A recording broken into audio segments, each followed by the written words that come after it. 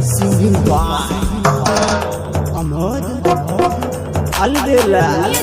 Mixed by DJ Kamlesh Nanur Bajar Alpura.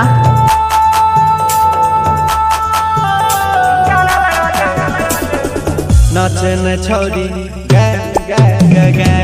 नाचे न छोड़ी तू गे छोड़ी ऐसा ट्रैक पे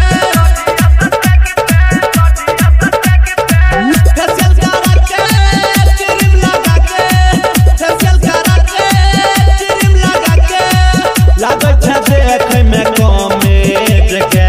नाचे न छोड़ी गे गे गे गे नाचे न छोड़ी तू गे छोड़ी ऐसा ट्रैक पे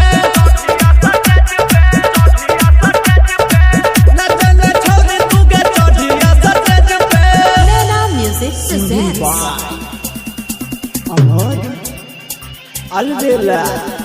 डीजे वाले बाबू गाना बजा दे डीजे वाले बाबू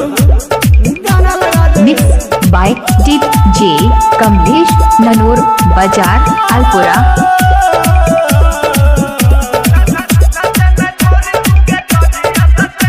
Presented by Yuva Star Music. हे गए 150 के गेलै जमाना देबो 500 के पूरा खजाना देबो 500 के पूरा खजाना 150 के गेलै जमाना देबो 500 के पूरा खजाना आना तू साइड के कर हिला के डांस कर ले भरल जवानी में तू कनी रोमांस कर दे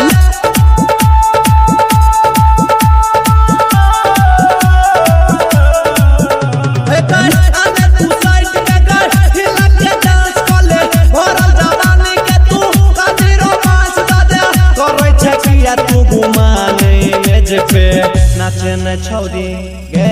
गे गे गे नाचे न छोड़ी तू गे छोड़ी ऐसा स्टेज पे नाचे न छोड़ी तू गे छोड़ी ऐसा स्टेज पे नाचना Music. Mixed by DJ Kamlesh Nanur Bajar Alpura. DJ वाले बाबू 10 बढ़ा दे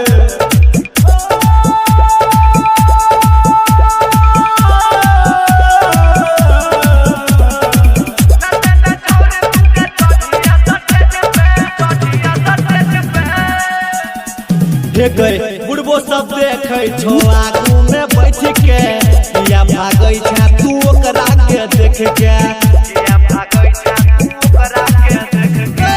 बुढ़बो सब देखे छो आगू में बैठ के या भागै छै तू ओकरा के देख के डीजे बजरंग तारा पकड़ के किस ले तो नरेश बिहारी तारा पकड़ के किस ले तो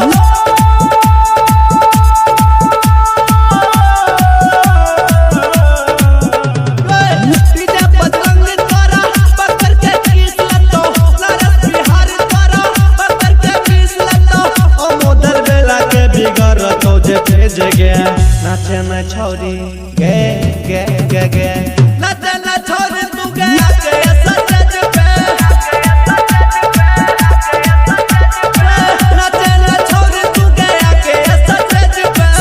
करी नैना म्यूजिक का YouTube Mixed channel by DJ Kamlesh Nanur Bajar Alpura. तो सब्सक्राइब करें व सामने दिए लाल बटन को जरूर दबाएं।